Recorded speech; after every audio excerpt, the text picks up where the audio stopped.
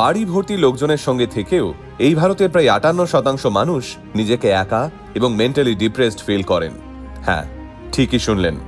আজকের দিনে আমরা সবসময় সোশ্যাল মিডিয়ায় বড় বড় গাড়ি, নামি দামি বাড়ি, বিলাসবহুল জীবন দেখাতে অভ্যস্ত। কিন্তু আসল ব্যাপারটা হলো, চারপাশে পরিবার, বন্ধু কিংবা পরিচিত মানুষদের ভিড় থাকলেও ভারতের অধিকাংশ মানুষই মানসিকভাবে খুবই একা। আর এই কথা শুধু আমরা বলছি না, বলছে বিশ্বের জনপ্রিয় সার্ভে সংস্থা জেবি সার্ভের করা একটা সমীক্ষা।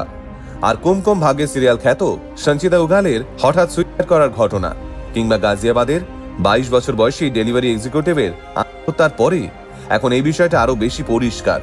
কিন্তু এখন প্রশ্নটা হলো, প্রতিদিন এত মানুষ ভারতে একাকিত্বের শিকার হচ্ছেন কেন? সমাজে কি এমন বদলে গেছে যার জন্য ভারতের সুইসাইডের রেট এত বেশি? আর সবচেয়ে গুরুত্বপূর্ণ বিষয়, এই সমস্যা থেকে বেরিয়ে আসার উপায়গুলোই বা কি? চলুন আজকের ভিডিওতে এই বিষয়গুলো নিয়ে বিস্তারিত আলোচনা করা যাক। ২০২৬ সালে সারা বিশ্বের কয়েক লক্ষ মানুষকে নিয়ে একটা সমীক্ষা চালায় বিশ্বের জনপ্রিয় সংস্থা জেবি সার্ভে। এই সমীক্ষার লক্ষ্য ছিল সারা বিশ্বে কোন দেশের মানুষের মনের অবস্থা ঠিক কিরকম সেটা জানা। আর সম্প্রতি প্রকাশিত এই সমীক্ষার রিপোর্টটাই ভারতের সামাজিক কাঠামোর উপর একটা প্রশ্ন চিহ্ন তুলে দিয়েছে। সমীক্ষাটি বলছে, বন্ধু, পরিবার, আত্মীয়দের ভিড় থেকেও ভারতের ৫৮% মানুষ আজ নিজেকে খুব একা ফিল করেন। আর সেই একাকিত্ব থেকেই তৈরি হয় মেন্টাল স্ট্রেস এবং ডিপ্রেশন। ২০২৬ সালের জুন মাসে প্রকাশিত এই স্ট্যাটিস্টিক্সে উঠে এসেছে, বিশ্বের ৩৬টি দেশের মধ্যে লোনলিনেসের তালিকায় ভারত এই মুহূর্তে দাঁড়িয়ে রয়েছে দ্বিতীয় নম্বরে। তালিকার একেবারে উপরে রয়েছে তুরস্ক, এরপরই রয়েছে ভারত, এবং তারপর একে একে রয়েছে ব্রাজিল, দক্ষিণ আফ্রিকা এবং দক্ষিণ কোরিয়া। আর এই অপ্রত্যাশিত রেজাল্টটাই বর্তমানে ভারতের বড় বড় সাইকোলজিস্টদের কপালে চিন্তার ভাঁজ ফেলেছে। পশ্চিমা দেশগুলোর ক্ষেত্রে এরকম রেজাল্ট তাও মানা যায়, কিন্তু ভারতের ক্ষেত্রে বিষয়টা রীতিমতো আনএক্সপেক্টেড। কারণ ভারতের পরিবার বিষয়টা এখনো ভালোভাবেই টিকে রয়েছে। পশ্চিম বিশ্বের দেশগুলোর মতো কিন্তু এখানকার মানুষ খুব একটা একা থাকতে পছন্দও করেন না। রিসেন্ট স্ট্যাটিস্টিক্স অনুযায়ী বর্তমানে এদেশের মাত্র ৩.৭% মানুষ একা থাকেন। ভারতের বেশিরভাগ পরিবারের সদস্যই ৩ অথবা তার বেশি।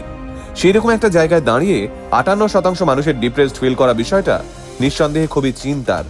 কিন্তু এখন প্রশ্নটা হলো, ইন্ডিয়ান সোসাইটিতে এরকম একটা চেঞ্জ এলো কিভাবে? এক্সপার্টরা বলছেন, সমাজের এই পরিবর্তনের পিছনে রয়েছে বেশ অনেকগুলো ফ্যাক্টর। ফার্স্ট, সিটি লাইফ, কাজের জায়গায় দিনের ম্যাক্সিমাম সময়টা চলে যাওয়া, চাকরি করার জন্য হোম টাউন ছেড়ে অন্য শহরে যাওয়া, এই সবই ভারতের মানুষকে দিন দিন ডিপ্রেশনের মধ্যে ফেলে দিচ্ছে। এর সাথে এই অতিরিক্ত সোশ্যাল মিডিয়ার ব্যবহারের সাইড এফেক্ট তো রয়েইছে। যুবক যুবতীদের ক্ষেত্রে এই সমস্যাটা আরো বেশি, কারণ বাবা মায়ের আশা পূরণের চাপে তারা নিজেদের মেন্টাল প্রবলেমগুলোকে সহজে এক্সপ্রেস করতে পারে না।